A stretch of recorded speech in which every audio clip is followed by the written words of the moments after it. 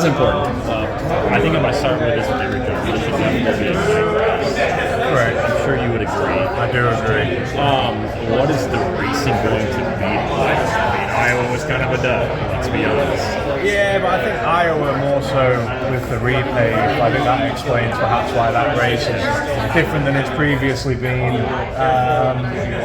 I think this weekend has always been a little bit processional. Yeah. Like you do see some good moves for sure, but starts, restarts, super important. We didn't test here, so obviously just kind of read the interviews and articles that came out about people who had tested here, and it kind of was trending towards an Iowa repeat. Was what I read. I mean, without going off track, I hope it's not that way, but I think this has been traditionally that way.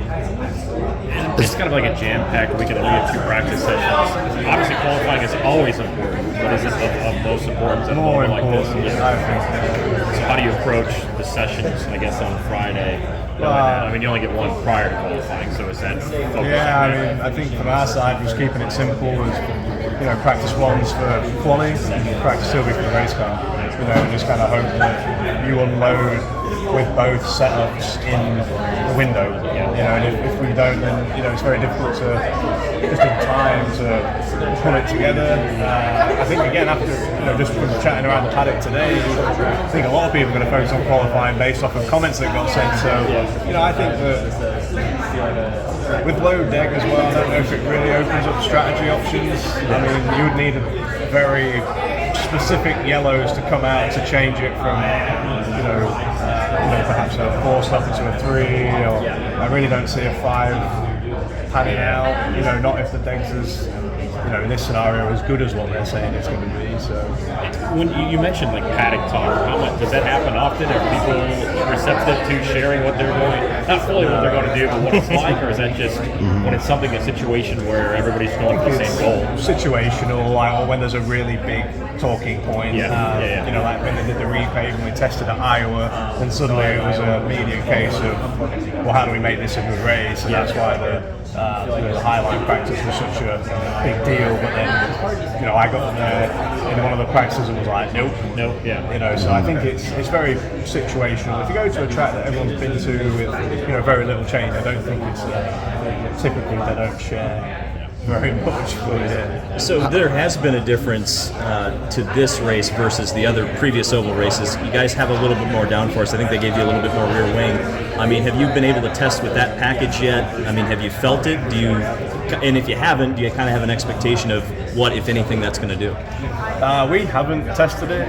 When last time we were on the oval, obviously was at Iowa, and they actually reduced the downforce there. So kind of on the other end of that, it actually kind of kept our car in a pretty decent window still. I was happy with what we generally unloaded with at Iowa. So if we come in here with maybe more downforce, hopefully that's just better. That being said, it could be better for everybody, so it might, limit the opportunities maybe. I think the other slight downside of that is if they come with more downforce and they're kind of instigating it. It seems like Deg's already going to be good, and if you had downforce, the car's not sliding around, Deg might be even better, which I don't know if that's exactly great for the show. Previous years here they've done the alternate compound. Obviously, I don't know why they decided not to do that, this weekend. So I don't know. I think just generally, I think there's like 2 train of thoughts. I don't really know all the science behind it, but sometimes people say that with more downforce it stresses the tyre because you're cornering quicker, therefore more load, and sometimes you can actually get more deg because of it. Guess we'll find out. How's your back now? Is it back to 100%? Well, can you relive that Saturday night going into Sunday? Just what that was like? Well, it was actually a Friday night into a Saturday. Was when it started to get bad, and I was like, oh shit, sorry. I'm like, oh wow, this is bad.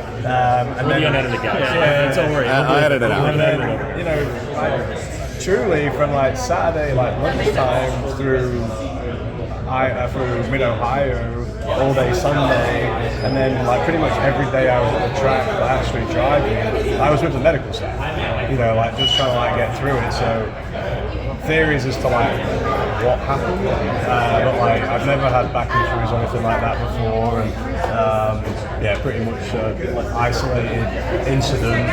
Talking with sports doctors and whatnot. I think the recovery time is quite long. You know, I feel a million times better than I did. Okay.